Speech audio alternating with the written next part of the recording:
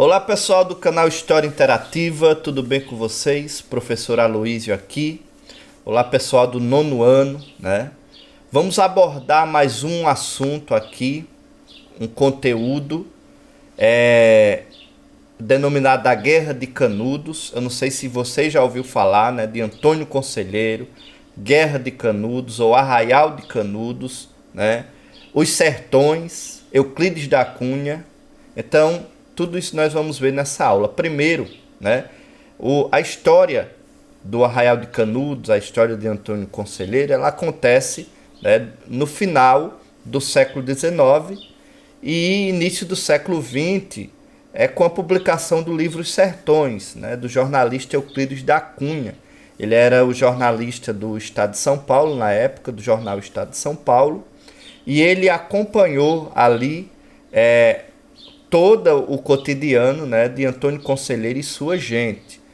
Na realidade, é uma história que conta o cotidiano do povo do sertão da Bahia com uma história messiânica de Antônio Conselheiro, né? E nós iremos ver como aconteceu todo o desfecho dessa história e qual foi o contexto histórico. Nós precisamos interpretar essa história com o olhar da época, né? Então, olha só, nas últimas décadas do século XIX, a exclusão do direito ao voto, cidadania política, a carestia e o desemprego, o autoritarismo e o descaso dos governantes da República com a maioria da população contribuíram para vários movimentos de contestação e rebeliões da Primeira República. Então, você estava aí num contexto histórico em que o Brasil ele tinha proclamado a República, né, em 1889, e as pessoas ainda não estavam acostumadas com a ideia da República, do presidente. Muitas pessoas elas ignoravam, né, como é o caso do Antônio Conselheiro. Ele preferia a monarquia, ele achava que a República, na ideia religiosa, né, oriunda do pensamento religioso, a ideia seria a República, melhor, seria a besta fera, né?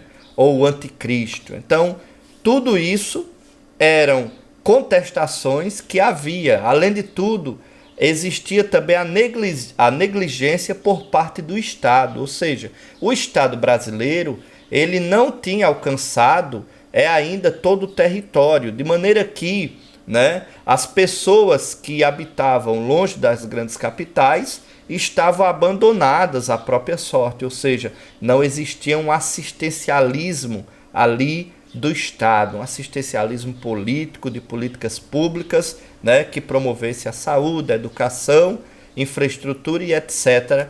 para as pessoas que habitavam fora das grandes capitais, né? O Estado brasileiro errou muito nesse início de república. E no sertão, as secas constantes agravavam a situação e tornavam a vida da maioria dos habitantes quase insuportável. Então ali muita fome, né? Muita miséria, e é em meio a isso tudo que vai surgir o quê? O Conselheiro, né? O Antônio Conselheiro. Olha só, nesse cenário marcado por violência e exclusão, surgiu no sertão nordestino, em 1817, um líder religioso chamado Antônio Vicente Mendes Maciel, o Conselheiro. Você vai nos livros, né, e na própria literatura achar mais a denominação de Antônio Conselheiro do que o próprio nome de registro dele, né? O nome de registro é Antônio Vicente Mendes Maciel, mas ficou mais conhecido como Antônio Conselheiro. Nascido em Quixeramobim, no Ceará, Antônio Conselheiro exerceu na juventude várias ocupações, entre elas a de professor. Então percebam que Antônio Conselheiro era uma pessoa ali dotada de certos conhecimentos, né, e de certa leitura, inclusive sendo professor. Certo dia, abalado por dissabores da vida pessoal, deixou o Ceará e iniciou sua vida de beato. Quando o historiador aqui ele traz essa configuração, essa denominação, melhor dizendo, de beato, não quer dizer, né, que Antônio Conselheiro fosse um beato nomeado, separado, escolhido pelo clero católico. Não. Ele se denominava beato e era beato sim porque saía a pregar ali a Bíblia, né? Então ele usava a Bíblia, ele pregava do seu modo, interpretava do seu modo e passava para as pessoas, de modo que as pessoas, muitas pessoas o seguiam e acreditavam ali na missão de Antônio Conselheiro, né? Por isso que se diz também que existia um messianismo, ou seja, promessas de melhorias, né, para aquele povo, e o povo estava realmente ali a fim disso aí, né? Então, olha só, andava pelo sertão afora, pregando de cidade em cidade e promovendo mutirões para ajudar pequenos agricultores, reformar igrejas e erguer muros de cemitérios. Então você veja que além da pregação religiosa, né, além de conselheiro ele abordar esse aspecto, né, da pregação ali, ele tinha também a assistência social como um dos seus objetivos. E foi isso que chamou a atenção das pessoas e foi isso que fez com que muitas pessoas passassem a admirar ele, né? Por a sua disponibilidade em querer ajudar pessoas. Então, a ausência do Estado, né? A ausência ali das autoridades do Estado e, quem sabe, também as autoridades religiosas da época, fizeram com que pessoas simpatizassem com o conselheiro a ponto de muitas pessoas o defenderem, né, e seguirem sua ideologia. Aos poucos foi reunido um grande número de seguidores. Então tá aí a representação, gente, do conselheiro. A primeira representação, né, circulou em Pernambuco durante a Guerra de Canudos, impressa na Livraria Contemporânea, Recife, Pernambuco, 1897. Então tá aí, né, uma tipologia, um retrato do que era conselheiro, né? Essa segunda imagem aí, nós temos à direita do seu vídeo, a gente tem o que? Uma imagem que é retirada do filme A Guerra de Canudos. Inclusive esse filme eu indico você a assistir, certo? É um filme muito bom, retrata muito bem ali o cotidiano, conforme também muitas passagens do livro Os Sertões, de Euclides da Cunha, né? Que é um livro literário e ótimo também de você ler, viu? Então está indicado aí, tanto o filme quanto o livro. O Arraial de Canudos.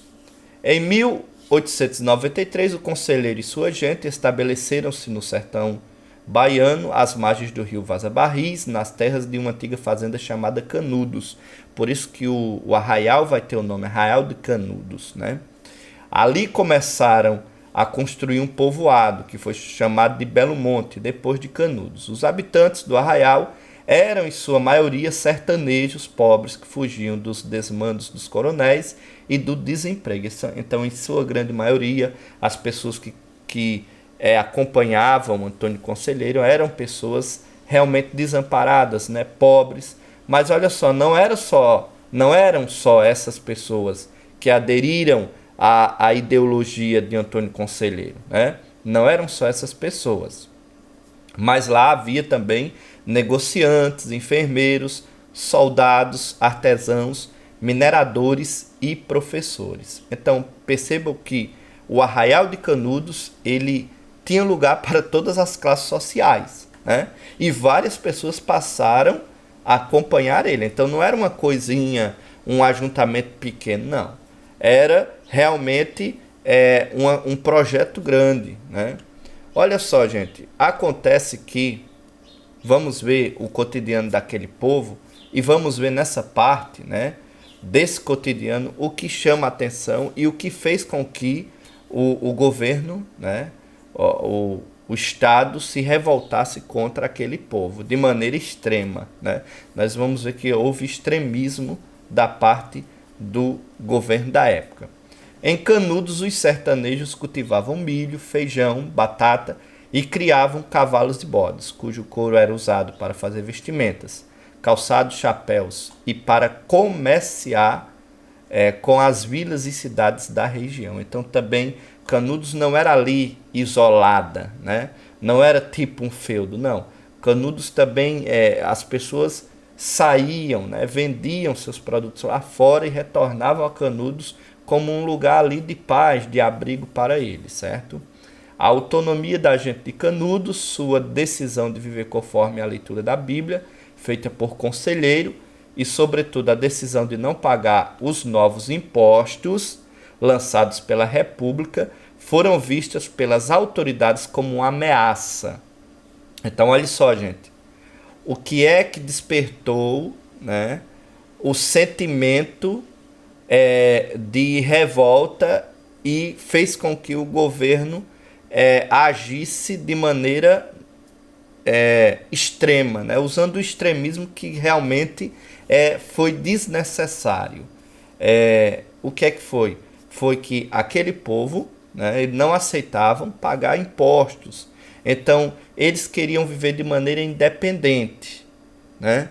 Então, os senhores da República passaram a dizer que Canudos era um reduto de monarquistas fanáticos e perigosos, coisa que isso não existia. O próprio Euclides da Cunha, ele vai falar, né, da falta de não existia periculosidade no meio daquele povo, né? Não existia ali risco do povo se tornar um governo local na Bahia, não, né? Mas o que? Isso foi interpretações da gestão da época em que cometeram ali, ao meu ver, injustiças, né? Exterminando ali muitas pessoas necessitadas, ao invés do Estado ter um olhar assistencialista para aquele povo, ao invés do Estado agir para dar condições de sobrevivência para aquele povo, o Estado agiu, né, com mão de ferro ali, realmente colocando as suas punições, né, e pena de morte para aquele povo, infelizmente. Então, olha só, você vai ver, mas por quê? Por conta da não aceitação do pagamento de impostos, né? Então, isso tudo gerou para a República também uma grande... serem grandes... Os governantes da época, melhor dizendo, serem mal vistas pela própria população. Por quê? Porque agiram em algo que realmente estava sendo injusto, né? Ali com aquelas pessoas. Devia agir com mais assistencialismo, mais política pública e terminar agindo no extremismo, né? Então, infelizmente, isso ocorreu e ocorreu o triste fim de Conselheiro e seu povo. Agora, em tudo isso vai existir bravura daquele povo, você vai ver aqui. Foi o que bastou para que o governo enviasse várias expedições militares contra Canudos.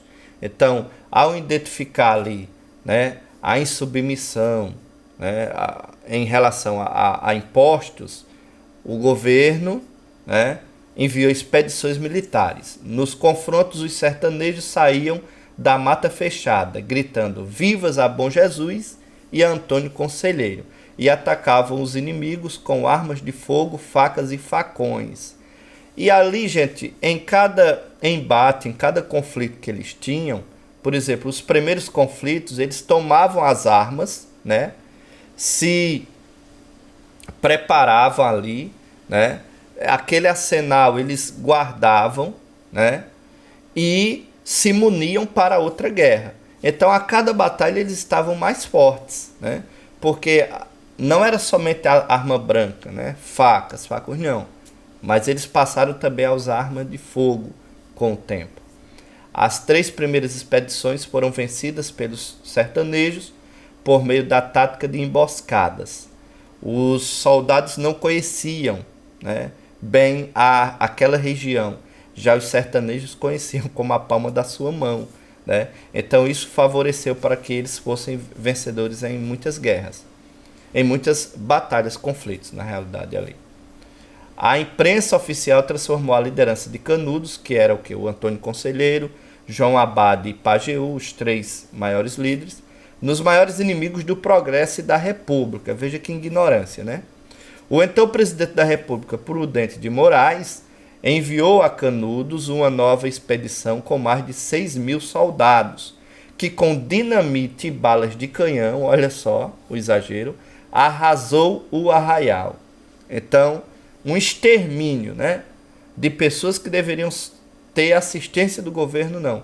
Elas tiveram, foi a punição aí, a pena de morte mesmo. Em 5 de outubro de 1897, as casas de Canudos tinham sido incendiadas e sua população massacrada. O corpo de Antônio Conselheiro foi decapitado. Então, ok, gente, triste, né, fim, mas ao mesmo tempo que foi triste o fim do arraial, demonstra uma grande luta daquele povo por uma vida melhor, né, o sonho de ter um lugar, de ter um campo para plantar, né, o sonho de ter ali escola, de ter, que você vai ver no livro e no filme, tudo isso era prometido, né, ali por Antônio Conselheiro, quando na realidade, infelizmente, muita coisa ali não pôde ser consumado de fato, né, porque houve essa intervenção, né, essa intervenção do governo aí e terminou agindo no extremismo contra aquele povo, né? O corpo de Antônio Conselheiro foi decapitado. Então, olha só, gente, o que eu tenho a dizer é obrigado por assistir a aula, certo? Continuem no canal História Interativa, curtam, compartilhem, se inscrevam, aqueles que não são inscritos, e deixem aí o seu comentário, ok? Então participe junto conosco e vamos aprender história. Um abraço a todos.